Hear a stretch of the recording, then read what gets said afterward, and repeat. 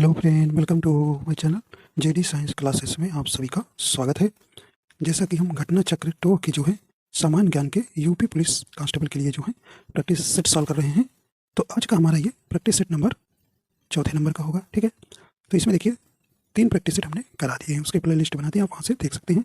और इसकी देखिए पीडीएफ जो है आपको जेडी साइंस क्लासेस टेलीग्राम पर हम पूरा सेट ही आपको भेज देंगे। ठीक है, तो वहाँ से आप रीजनिंग की भी और मैथ की भी प्रैक्टिस सेट कर लीजिएगा। ठीक है, देखिए उसके 3 हमने भेज दिया है, कल आपको ये मिल जाएगा। ठीक है, आज ही इसका भेज देंगे। ठीक है, पीडीएफ। तो आशा करता हूँ आप सब अच्छे हैं होंगे और आपकी तैयारी अच्छी चल रही होगी। अगर आप हमारे चैनल पर नए हैं तो चैनल को सब्सक्राइब भी कर लीजिएगा और शेयर भी कर दीजिएगा। ठीक है, आइए देखते हैं। पहला प्रश्न है, कह रहे हैं कि अगस्त 2023 में किसे उत्तर प्रदेश का मुख्य चुनाव आयुक्त नियुक्त किया गया है। आपको बताना है कि उत्तर प्रदेश का जो है मुख्य चुनाव आयुक्त किन्हें नियुक्त किया गया है। ऑप्शन ए कह रहे हैं कि नवदीप रिणवा को, अजय कुमार शुक्ला को, नवनीत सहगल को या वेंकटेश्वर लू को। यहाँ पे आपका सही ऑप्शन हो जाएगा, सही ऑप्शन नंबर ए हो जाएगा। नवदीप रिणवा को जो है उत्तर प्रदेश का मुख्य चुनाव आयुक्त नियुक्त किया गया है। ठीक है, तो ऑप्शन नंबर यहाँ ए नंबर आपका राइट हो जाएगा। ठीक है, देखिए ये जो है 1999 बैच के जो है आईएएस अधिकारी हैं। ठीक है, तो ए नंबर आपका यहाँ सही ऑप्शन हो जाएगा। आइए देखते हैं, अगला प्रश्न है, उत्तर प्रदेश का सबसे पूर्वी शहर निम्नलिखित में से कौन है। आपको बताना है उत्तर प्रदेश का सबसे पूर्वी शहर इनमें से कौन है, आपको यहाँ बताना है। यानी कि बलिया है, आजमगढ़ है, बाराबंकी है या बस्ती है। सही ऑप्शन आपका यहाँ हो जाएगा, राइट का आंसर हो जाएगा। सही ऑप्शन नंबर ए हो जाएगा, बलिया। ठीक है, तो बलिया ध्यान रखना है, ये उत्तर प्रदेश का सबसे पूर्वी शहर है। ठीक है, तो ये प्रश्न आपसे पूछे गए। देखिए आइए हम आपको चारों दिशाओं के जो लास्ट छोर पर आपको हम बता देते हैं। देखिए अगर आपको, देखिए आप जानते हैं ये साउथ है, ईस्ट है, नॉर्थ है और वेस्ट है। ठीक है, तो यहाँ पे आपको देखिए सबसे साउथ में कौन है, सोनभद्र है, याद रखिए भी सोनभद्र। ठीक है, तो ये आपको ध्यान रखना है, सोनभद्र। और सबसे ईस्ट में तो आप बता ही दिए बलिया है। ठीक है, और नॉर्थ में कौन है, सहारनपुर। कौन सा भाई, सहारनपुर। ठीक है, सहारनपुर। और आप बताइए आप वेस्ट में कौन सा है, शामली। कौन भी, शामली। ठीक है, तो ये आपको ध्यान रखना है, चारों ध्यान रखना है, क्योंकि ये प्रश्न आपसे उत्तर प्रदेश के किसी न किसी परीक्षा में पूछे गए हैं। तो आप क्या बताएंगे, सबसे नॉर्थ में कौन सा शहर है, तो सहारनपुर बताएंगे। ईस्ट में मतलब पूर्व में बलिया बताएंगे, साउथ में, दक्षिण में सोनभद्र और पश्चिम में आपको शामली। ये आपको याद रहना चाहिए। ठीक है, तो ये आपसे प्रश्न पूछे जाते हैं। आइए कुछ देख लेते हैं कि देखिए भारत के जो है, भारत के जो है राज्य जो हैं उत्तर प्रदेश से कौन से राज्य सीमा साझा करते हैं। ठीक, देखिए 8 राज्य सीमा साझा करते हैं और एक जो है केंद्र शासित प्रदेश। तो अगर कुल पूछे तो 9 लगाना। ठीक है, अगर सिर्फ राज्य पूछे तो 8 ऑप्शन में दिया रहेगा। ठीक है, ऑप्शन में 9 भी दिया रहेगा, 8 भी दिया रहेगा, लेकिन आपको राज्य पूछेगा तो 8 लगाइएगा। ठीक है, और अगर दोनों केंद्र शासित प्रदेश पूछा तो एक ही लगाइएगा। ठीक है, तो दोनों मिला के कुल 9 राज्यों से सीमा साझा करता है। ठीक, तो 8 राज्य और एक केंद्र शासित प्रदेश से जो है उत्तर प्रदेश जो है सीमा साझा करता है। ठीक है, तो कौन कौन से हैं भाई, देखिए आपको ऐसे बता दे रहे हैं। देखिए हिमाचल प्रदेश से सीमा साझा करता है, उत्तराखंड से, बिहार से, झारखंड से, छत्तीसगढ़ से, मध्य प्रदेश, राजस्थान, हरियाणा और एक केंद्र शासित प्रदेश दिल्ली। ठीक, तो ये आप रखिए। और एक जो है अंतर्राष्ट्रीय सीमा साझा करता है नेपाल से। ठीक है, नेपाल से। ठीक है, तो ये भी आप ध्यान रखिएगा, एक ही देश से। ठीक, अब देखिए नेपाल से सटे हुए राज्य आपसे पूछा जाता है कि कौन कौन से जनपद जो है उत्तर प्रदेश के जो है नेपाल से सीमा साझा करते हैं। तो कितने हैं भी, ये आप याद रखिएगा, 7। ठीक है, कितने जनपद, 7 जनपद। अगर आपको ट्रिक भी बता देते हैं, इनको याद कैसे करेंगे, चलिए भी तो इसको उठाते हैं, आपको बताते हैं। महाराजा सिद्धार्थ। देखिए आपको कई बार बताएंगे, ये आपको वैसे ही याद हो जाएगा। सिद्धार्थ ने बलराम को सस्ती इलायची वाली खीर पिलाई। ठीक है, ये आपको याद रखना है। तो महाराजा सिद्धार्थ ने बलराम को सस्ती इलायची वाली खीर पिलाई। ठीक है, देखिए महाराजा से महाराज गज हो जाएगा, सिद्धार्थ से सिद्धार्थ नगर हो जाएगा। ठीक है, बलराम से बलरामपुर हो जाएगा, ठीक है। सस्ती से क्या हो जाएगा, श्रावस्ती आ जाएगा, ठीक है। सस्ती से श्रावस्ती आ जाएगा। और खीर से क्या हो जाएगा भाई, खीर से लखीमपुर खीरी हो जाएगा। और पिलाई से क्या हो जाएगा, पीलीभीत हो जाएगा, ठीक है, पीलीभीत हो जाएगा। खीर से लखीमपुर खीरी। तो इस प्रकार आपको ध्यान रखना है, ठीक है। तो आपके 7 हो जाएगा नगर, ठीक है। तो ये आपको ध्यान रखना है इससे। तो 7 जनपद जो है शेयर करते हैं। चलिए अगला देखते हैं। अगला, निम्नलिखित में से कौन एक सुमेलित नहीं है। तो आपको बताना है इसमें से कौन सा एक सुमेलित नहीं है। तो ये आपके यहाँ पे पास दिए हैं, दर्रे दिए हैं, उनको आपको मिलाना है। तो इसमें आपको बताना है कौन सा सुमेलित नहीं है। देखिए करें कि नाथुल्ला अरुणाचल प्रदेश से, लिपुलेख उत्तराखंड से, रोहतांग हिमाचल प्रदेश से, पालाघाट केरल से। तो आपको बताना है इसमें से कौन सा सुमेलित नहीं है। देखिए आपका सही ऑप्शन हो जाएगा, ऑप्शन नंबर ए हो जाएगा। नाथुल्ला जो है ये जो है अरुणाचल प्रदेश से संबंधित नहीं, ये सिक्किम में है, ठीक है, ये सिक्किम में है, ठीक है। तो ये सिक्किम में है, ध्यान रखिएगा। तो ये गलत कह रहे हैं ना, तो ऑप्शन ए हो जाएगा, नहीं वाला हमको बतलाना था। तो देखिए बी लिपुलेख उत्तराखंड में सही है, रोहतांग दर्रा ये हिमाचल प्रदेश में है, पालघाट केरल में है, ठीक है। तो इस प्रकार आपका ए नंबर ही राइट हो जाएगा। आइए देखते हैं अगला प्रश्न। कह रहे हैं कि हिंदू मुस्लिम एकता का प्रतीक सुलहकुल उत्सव आयोजित किया जाता है। काफ़ी इंपॉर्टेंस है, काफ़ी इंपॉर्टेंस है, ठीक है, इसको ध्यान रखिए, काफ़ी इंपॉर्टेंस है। कई बार परीक्षा में प्रश्न आया हुआ है। तो आपको ऐसे पूछा जाएगा, ऐसा कौन सा उत्सव है जो हिंदू मुस्लिम एकता का प्रतीक है, ऐसे भी पूछा गया है। या फिर पूछा गया सुलहकुल उत्सव कहाँ मनाया जाता है, ठीक है। तो ये कहाँ मनाया जाता है, सही ऑप्शन ऑप्शन नंबर ए हो जाएगा, आगरा में, ठीक है। काफ़ी इंपॉर्टेंस है, ध्यान रखिएगा, आगरा में। करेंगे सितंबर 2023 में अंतर्राष्ट्रीय एरोस्पेस सम्मेलन 2023 कहाँ आयोजित हुआ। तो ये कहाँ हुआ है, राइट आंसर हो जाएगा। तो सही ऑप्शन ऑप्शन नंबर सी हो जाएगा, ग्वालियर में, ठीक है। तो ऑप्शन नंबर यहाँ पे सही हो जाएगा। ये ग्वालियर कहाँ है भाई, एमपी में है, ठीक है, एमपी में, मध्य प्रदेश में, ठीक है। ये याद है, आपसे पूछा जा सकता है इसकी थीम, ठीक है, इसकी थीम। तो इसका अच्छा आयोजन किसने किया था, नगर निगम मंत्रालय और भारत सरकार और भारतीय उद्योग परिसंघ द्वारा संयुक्त रूप से किया गया था, ठीक है। इस बात की थीम का है समावेशी वैश्विक मूल्य श्रृंखलाओं की ओर बढ़ते कदम, ठीक है। क्या है, समावेशी वैश्विक मूल्य श्रृंखलाओं की ओर बढ़ते कदम, ये इसकी थीम है। आगे देखते हैं। करेंगे अशोक ने किस बौद्ध साधु से प्रभावित होकर बौद्ध धर्म अपनाया। ये आपको यहाँ बताना है। सही ऑप्शन हो जाएगा, करेंगे विष्णुगुप्त, उपगुप्त, ब्रह्मगुप्त या बृहद्रथ। राइट आंसर आपका यहाँ हो जाएगा, सही ऑप्शन हो जाएगा, कौन सही, ऑप्शन नंबर यहाँ पे बी नंबर राइट हो जाएगा, उपगुप्त के कहने पर, ठीक। तो ऑप्शन नंबर यहाँ पे सही हो जाएगा, ठीक। देखिए कलिंग युद्ध 361 ईसा पूर्व में हुआ था, जो ही काफ़ी नरसंहार हुआ था, जिस कारण से इनका मन क्या हो गया, विचलित हो गया, और यहीं से उन्होंने त्याग दिया कि अब हम क्या करेंगे, युद्ध नहीं लड़ेंगे, ठीक है। तो ये आपको ध्यान रखना है। तो यहाँ पे सही कर लीजिए, ये 261 है, ठीक है, सॉरी यहाँ 361 नहीं रहेगा, 261 में जो है कलिंग युद्ध हुआ था, ठीक। तो आप ये ध्यान रखिएगा, 261 है, ठीक है। तो कलिंग युद्ध 261 में हुआ था, ठीक। और देखिए जब कलिंग, उस समय जब कलिंग पर आक्रमण इन्होंने किया था, तो आपसे पूछा जाता है तो कलिंग की राजधानी क्या थी। तो ये याद रखिएगा, तोसली, क्या भाई, तोसली, ठीक है, तोसली उस समय उसकी राजधानी थी, ठीक है। इन्होंने इनके कितने शिलालेख हैं, 14 शिलालेख हैं।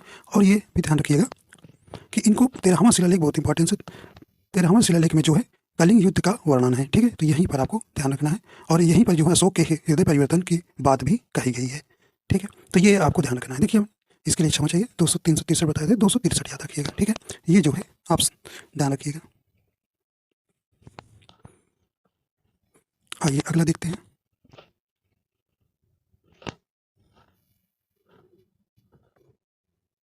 अगला प्रश्न है कि उत्तर प्रदेश में एक बब्बर शेर सफारी स्थापित किया जा रहा है। तो यहाँ पे आपको ध्यान देना है, कहें कि बलरामपुर में, पीलीभीत में, रायबरेली में या इटावा में। यहाँ पे आपका सही ऑप्शन हो जाएगा, तो कहाँ पर राइट आंसर हो जाएगा, ऑप्शन नंबर डी हो जाएगा, इटावा में। तो बब्बर शेर सफारी स्थापित किया जा रहा है यहाँ पर, ऑप्शन नंबर डी हो जाएगा, इटावा में।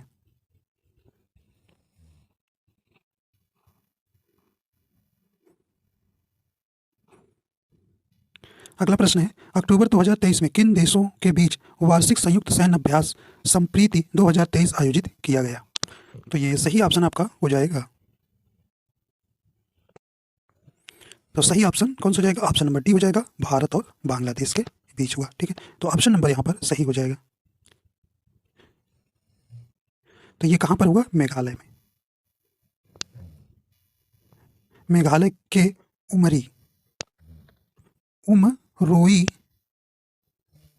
उमरोई में आयोजित किया गया। ठीक है, मेघालय के उमरोई में जो है 2023 का जो है संप्रीति अभ्यास भारत और बांग्लादेश के बीच आयोजन हुआ। अगला है, निम्नलिखित में से कौन सी भौतिक राशि अन्य से भिन्न है? तो आपको बताना है कौन सी भौतिक राशि अन्य से यहाँ पर भिन्न है।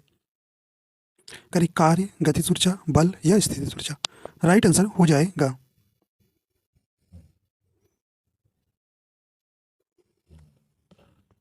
सही ऑप्शन, ऑप्शन नंबर सी हो जाएगा, बल। ठीक है,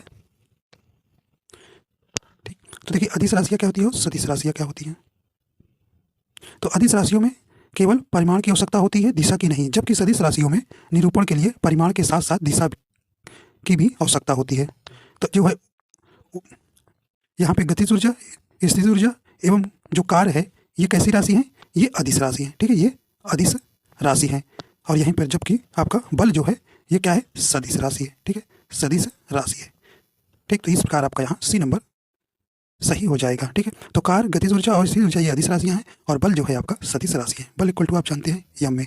तो बल क्या होता है भाई? वह बाह्य कारक है जो किसी वस्तु की स्थिति में परिवर्तन कर देता है अथवा परिवर्तन करने का प्रयास करता है। गतिज ऊर्जा बराबर क्या होता है भाई? Kinetic energy equal to 1/2 M V square. ठीक है, ये याद रखिएगा, इस पर न्यूमेरिकल आता है 1/2 यम वी स्क्वायर। और स्थितिज ऊर्जा पोटेंशियल एनर्जी क्या होती है? पी क्या होती है? mgh, mgh। ठीक है, तो ये ध्यान रखिएगा। Kinetic energy equal to 1/2 mv square और पोटेंशियल एनर्जी स्थितिज ऊर्जा इक्वल टू mgh। ठीक है, F बराबर m है। ठीक है, कल की नवंबर 2023 में कौन सी कंपनी नागरिक उड्डयन महानिदेशालय के से अस्थायी ड्रोन लाइसेंस पाने वाली पहली ड्रोन कंपनी बन गई है? तो ये कौन सी बन गई? राइट आंसर हो जाएगा सही ऑप्शन, ऑप्शन नंबर बी हो जाएगा, थ्रोटस एरोस्पेस सिस्टम।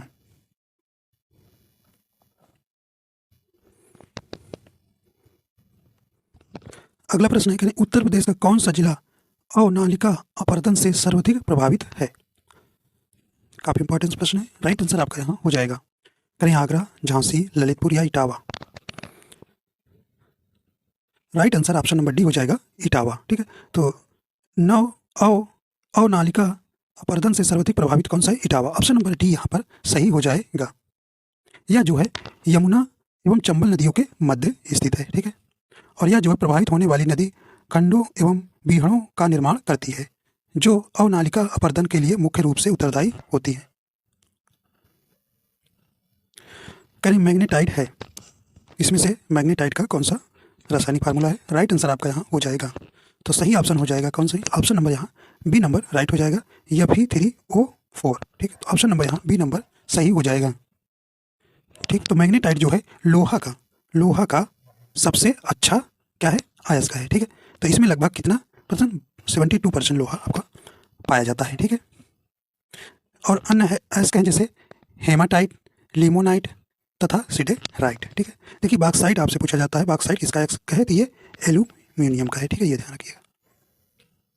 करें उत्तर प्रदेश में मूल्य वर्धित कर वैट लागू हुआ? तो आपको बताना है कि उत्तर प्रदेश में मूल्य वर्धित कर लागू हुआ, तो ये कब लागू हुआ था उत्तर प्रदेश में? राइट आंसर आपका कौन सा हो जाएगा? तो ऑप्शन नंबर सी हो जाएगा, वर्ष 2008 में। ठीक है, तो 1 जनवरी 2008 में जो है ये उत्तर प्रदेश में लागू हुआ था। ठीक, देखिए मूल्य वर्धित कर जो है एक प्रकार का क्या है? ये जीएसटी कर है। और आपसे पूछेगा मूल्य वर्धित कर कैसा है? तो ये अप्रत्यक्ष कर है, अप्रत्यक्ष कर है। ठीक है, ये ध्यान रखिएगा, ये अप्रत्यक्ष कर है, इनडायरेक्ट टैक्स जिसे कहते हैं। ठीक है, देखिए इसे जो है कुछ देशों में वस्तु एवं कर के रूप में भी जाना जाता है। यह जो है उत्पादन विवरण या अंतिम उपभोक्ता को बिक्री के प्रत्येक चरण में किसी उत्पाद या सेवा की कीमत पर लगाया जाता है। ठीक है, तो ये आप ध्यान रखिएगा। देखिए आपके सिलेबस में जीएसटी भी रखा गया, तो जीएसटी वाला जरूर चैप्टर आप पढ़ लीजिएगा। ठीक है, देखिए जीएसटी जो है गुड्स एंड सर्विसेज टैक्स जो है ये जो है कब आया था? 1 जुलाई 2017 को 101वां संविधान संविधान संशोधन। और यह जो कैसा है जीएसटी, अप्रत्यक्ष कर है। कई बार पूछा गया है कि जीएसटी कैसा कर है, तो इनडायरेक्ट कर है, अप्रत्यक्ष कर है, ठीक है, अप्रत्यक्ष कर है, ये आपको ध्यान रखना है। और 101वां संविधान संशोधन, देखिए पिछले साल यूपी पुलिस में आया भी है, ठीक है, 101वां संविधान संशोधन क्या है, ठीक है, तो ये आपको ध्यान रखना है। चलिए देखिए, यहाँ से जो भाग और अनुसूचियाँ ये आपको रट के ही जाना है, ठीक है। एक प्रश्न यहाँ से पूछा जाएगा, ठीक है। देखिए पिछले साल अनुसूची से आया था कि 8वीं अनुसूची में क्या है, तो भाषाएं हैं, ठीक, उसको रखिएगा, तो अनुसूची अभी पढ़िएगा। इसमें आपको बताना है निम्नलिखित में कौन सा एक सुमेलित नहीं है, तो ये नहीं वाला बताना है। बताइए भाई कौन सा सुमेलित नहीं है। देखिए मूल कर्तव्य भाग 4 का भी बिल्कुल सही है। राज्य भाग 6 में आपका ये भी सुमेलित सही है। भारत का महान्यायवादी करें कि भाग 13 में है, तो भाग 13 में तो कुछ दूसरा है भाई, तो ये गलत हो गया, यही तो आपका सही नहीं है। देखिए अनुच्छेद 76 में जो है भारत का महान्यायवादी किस में है, ये आपका भाग 5 में है, भाग 5 में है, ठीक, भाग 5 में है, ना कि भाग 13 में, तो यही सुमेलित नहीं है। संघ और राज्यों के अधीन सेवाएं, ये आपका भाग 14 में बिल्कुल सही है, तो ऑप्शन नंबर यहाँ सी ही सुमेलित नहीं है, ठीक है। तो देखिए कुछ जो है भाग आपके जो इंपॉर्टेंस बता रहे हैं वो जरूर आप याद कर लीजिएगा, हो सके तो आप पूरा कर लीजिएगा, ठीक है। देखिए आपको 3 जो इंपॉर्टेंस है पहले वाला, 4 जो है इंपॉर्टेंस है, तो यहाँ याद रखिए। देखिए आपको याद रखना है सनम, सनम ने, ये आप याद करिए, 4 आपके यही हो जाएगा। देखिए सा से क्या हो जाएगा, संघ राज क्षेत्र, ठीक है, ना से नागरिकता, माँ से क्या हो जाएगा, मौलिक अधिकार, ठीक है, और ने से क्या हो जाएगा, नीति निर्देशक तत्व। ये 4 क्रम से याद रखना है, ठीक। तो भाग 1 में आपका संघ राज क्षेत्र हो जाएगा, भाग 2 में नागरिकता हो जाएगा, और भाग 3 में क्या हो जाएगा भी, मौलिक अधिकार हो जाएगा, भाग 4 में क्या हो जाएगा, नीति के निर्देशक तत्व। तो ये सनम ने ये याद रखिएगा, ठीक है। और देखिए मूल कर्तव्य आपको भाग 4 जरूर याद रखना है, ठीक है। और देखिए भी संघ राज क्षेत्र भाग 8 में है, ठीक। और देखिए पंचायत आपसे पूछेगा, पंचायत किस भाग में है, तो ये भाग 9 बहुत इंपॉर्टेंट है, भाग 9 जरूर याद रखिएगा। नगर पालिका 9A में है, ठीक है, 9A में है। अब यहाँ से आपको याद रखना है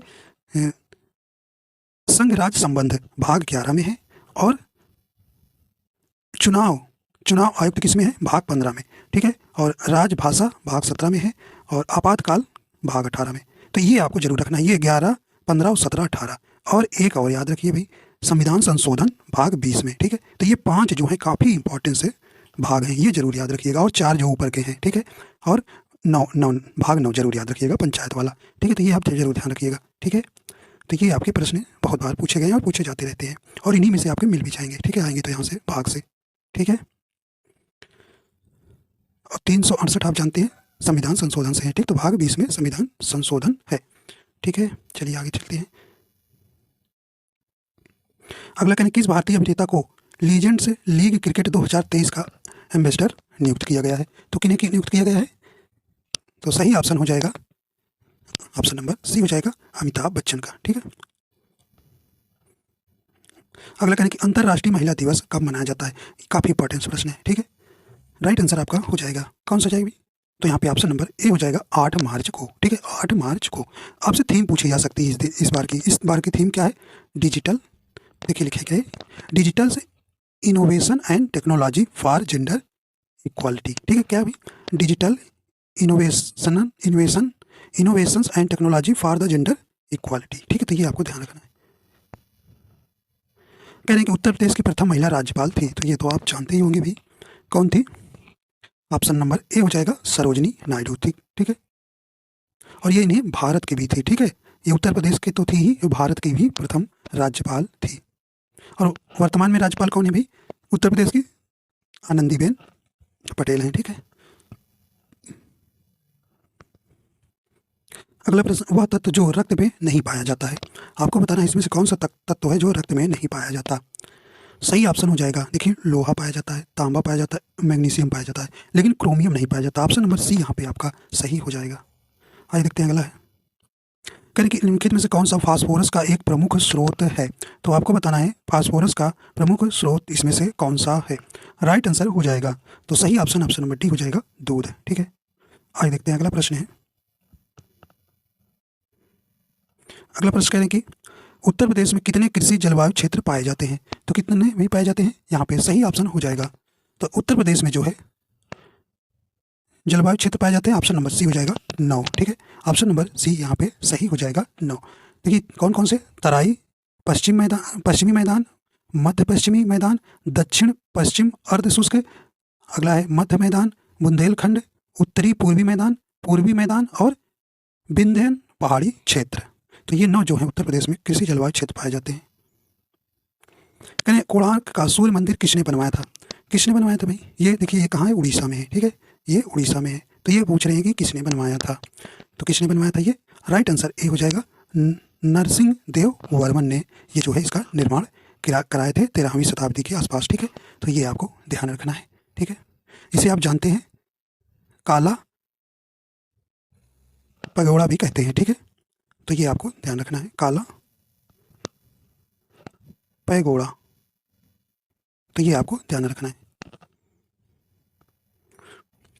कहने की रजत तरंगिणी राज तरंगिणी के लेखक कल्हण के समय शासक था।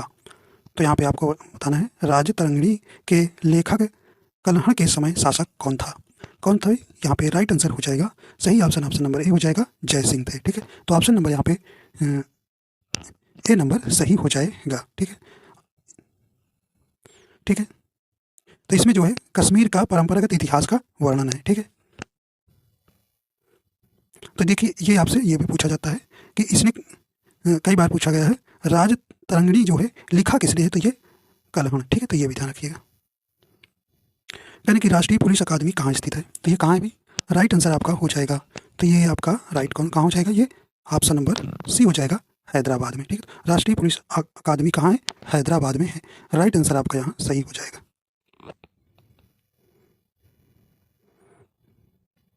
कहने संविधान का कौन सा भाग राज्य नीति के निर्देशक सिद्धांतों से संबंधित है? सही ऑप्शन हो जाएगा, कौन सा हो जाएगा? राइट आंसर हो जाएगा, देखिए अभी आपको हमने बताया था। तो सही ऑप्शन कौन सा हो जाएगा? तो option number B number right हो जाएगा, भाग 4, ठीक है। तो भाग आपको 4 ध्यान रखना है, ठीक। तो भाग 4, ठीक है।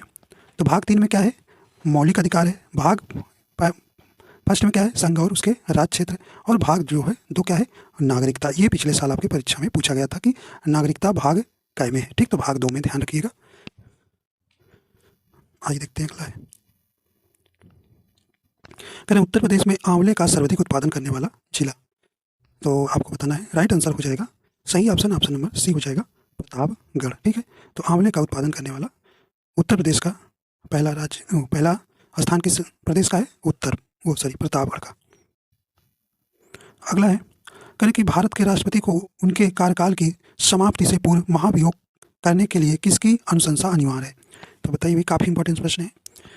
सही ऑप्शन हो जाएगा, तो ऑप्शन नंबर यहाँ पे डी नंबर राइट हो जाएगा, संसद के दोनों सदन, ठीक है। संसद के 3 अंग हैं, कौन कौन से? राष्ट्रपति, राज्यसभा और कौन?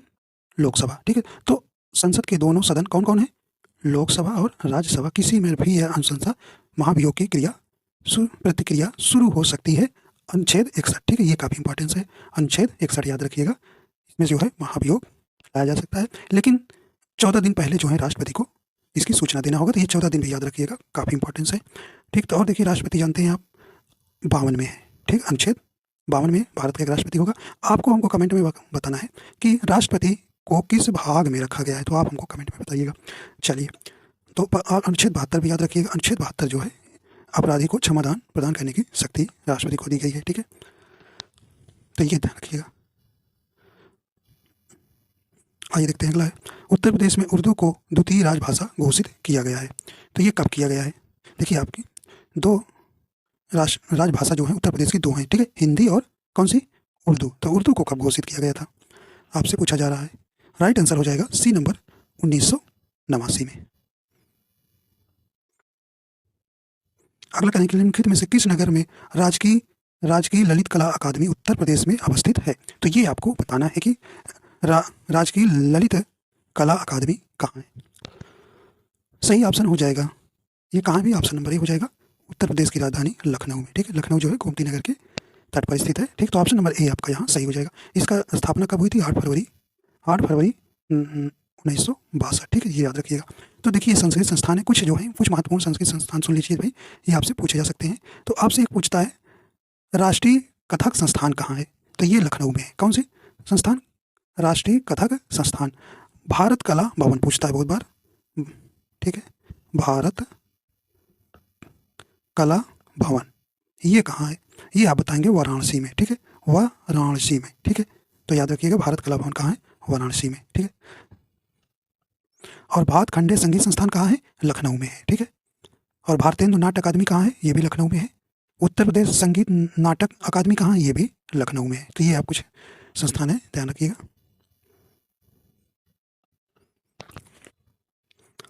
अगला है भारत की प्रमुख वाणिज्य फसलें हैं, तो ये इसमें सही ऑप्शन हो जाएगा। तो भारत की प्रमुख वाणिज्य फसलें कौन कौन सी है, यहाँ पे राइट आंसर आपका हो जाएगा ऑप्शन नंबर बी हो जाएगा, कपास है, तिलहन है, जूट है और गन्ना है, ठीक है। तो ऑप्शन नंबर बी नंबर यहाँ पर सही हो जाएगा। और वहीं आपसे पूछा जाए रोपण वाली कौन सी फसल है, तो ये कौन सी है भाई, चाय हो गई, काफ़ी और कौन सी है, नारियल और रबर, ठीक है। ये आप याद रखिएगा, ये जो है प्रमुख रोपण वाली फसलें हैं। अगला देखते हैं, कल की हैजा के रोगाणु की खोज किसने की थी, तो सही ऑप्शन आपका यहाँ हो जाएगा, राइट आंसर हो जाएगा ऑप्शन नंबर बी हो जाएगा, रॉबर्ट कोच ने जो है हैजा के रोगाणु की खोज की थी। ऑप्शन नंबर बी यहाँ आपका सही हो जाएगा, ठीक है। हैजा जो है एक संक्रामक आंत्र शोध है जो वाइब्रियो कालेरी नामक जीवाणु के कारण होता है, ठीक है। और यह जो है मनुष्य में इसका संचरण दूषित भोजन या पानी के ग्रहण करने के माध्यम से होता है। आइए देखते हैं अगला प्रश्न है, कहने कि सरदार सरोवर बांध निम्नलिखित में से किस नदी पर है, सरदार सरोवर बांध ये आपको बताना है, ये कहाँ है, गुजरात में है, ठीक है। बताइए भी कहाँ है ये, गुजरात में है, किस नदी पर है, तो सही ऑप्शन ऑप्शन नंबर सी हो जाएगा, नर्मदा नदी पर, ठीक है, नर्मदा नदी पर। इसकी लंबाई जो है 1210 मीटर है, ठीक है। और यह भारत का जो है तीसरा सबसे ऊंचा बांध है, ठीक है। इसकी ऊंचाई कितनी है, 163 मीटर। आइए देखते हैं अगला है, कहने कि जोजिला दर्रा जोड़ता है, तो आपको बताना है जोजिला दर्रा किसको किसको जोड़ता है। राइट आंसर हो जाएगा आपका यहाँ सही ऑप्शन ऑप्शन नंबर ए हो जाएगा, श्रीनगर और लेह को। अगला प्रश्न है, बांग्लादेश अपनी सीमा को किस भारतीय राज्य से साझा नहीं करता है, नहीं वाला आपको बताना है। राइट आंसर हो जाएगा, देखिए असम से साझा करता है, त्रिपुरा से, मेघालय से, लेकिन झारखंड से नहीं करता। ऑप्शन नंबर सी यहाँ पर राइट हो जाएगा, ठीक है।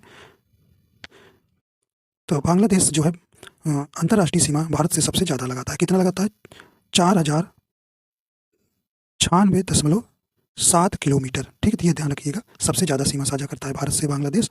और इसके जो है कौन कौन से राज्य भारत से सीमा करते हैं, भारत जो के जो प्रदेश राज्य हैं वो बांग्लादेश से सीमा साझा करने वाले राज्य कौन है, असम है, त्रिपुरा है, मिजोरम है, मेघालय है और पश्चिम बंगाल, ठीक है, पश्चिम बंगाल। तो कुल 5 राज्य हो गए, ठीक है।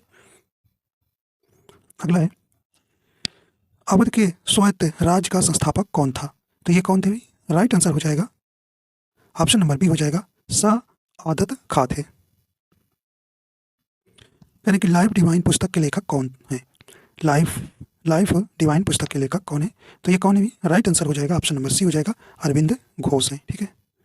अगला है, हड़प नीति डॉक्ट्रिन ऑफ लैब्स किसने दिया था, ठीक है। तो ऑप्शन नंबर यहाँ पे राइट हो जाएगा, सही ऑप्शन कौन सा जाएगा, ऑप्शन नंबर सी हो जाएगा, लॉर्ड डलहौजी ने लाया था, ठीक है। और ये पूछा जाता है सबसे पहले इन हड़प नीति के तहत जो है कौन से राज्य को मिलाया गया था, तो ये सतारा था, ठीक। उस समय सतारा को जो है सबसे पहले इन्होंने अपने अधीन किया था। कहने की मिलिंद पन्हो है क्या है भाई, राइट आंसर आपका हो जाएगा, तो ये क्या है, ये ऑप्शन नंबर यहाँ पे राइट हो जाएगा, ये ऑप्शन नंबर ए हो जाएगा, ये पाली ग्रंथ है, ठीक है, पाली ग्रंथ है। और इसमें जो है बौद्ध भिक्षु नागसेन तथा यवन शासक मिंडार का संवाद है, तो ये आपसे पूछा जाता है इसमें किसका किसका संवाद है, ठीक है, नागसेन और यवन शासक मिनांडर का क्या है इसमें संवाद है। अगला प्रश्न है, यानी कि पृथ्वीराज विजय का लेखक कौन है, पृथ्वीराज विजय का लेखक कौन है, तो कौन है भी, तो सही ऑप्शन हो जाएगा ऑप्शन नंबर बी हो जाएगा, जयानक है, ठीक है। तो पृथ्वीराज विजय का लेखक कौन है, जयानक, ठीक। तो ऑप्शन नंबर बी नंबर आपका यहाँ सही हो जाएगा। देखिए चंद्रप्रदाय किसकी रचना है, ये पृथ्वीराज रासो की रचना थी, ठीक है। चंद्रप्रदाय ने जो है पृथ्वीराज रासों की रचना की थी, ठीक है। तो इस प्रकार आपको पूरे प्रश्न हो जाते हैं, ठीक है। तो इसकी पीडीएफ आपको कहाँ मिलेगी भाई? टेलीग्राम पे मिल जाएगी, जीडी साइंस क्लासेस सर्च करेंगे तो, ठीक है। तो आशा करता हूँ ये आपको पसंद आया। अगर पसंद आया तो लाइक एंड शेयर कर दीजिएगा, और चैनल पर नए हैं तो चैनल को सब्सक्राइब भी कर लीजिएगा, ठीक है। तो वीडियो देखने के लिए आपको बहुत बहुत धन्यवाद।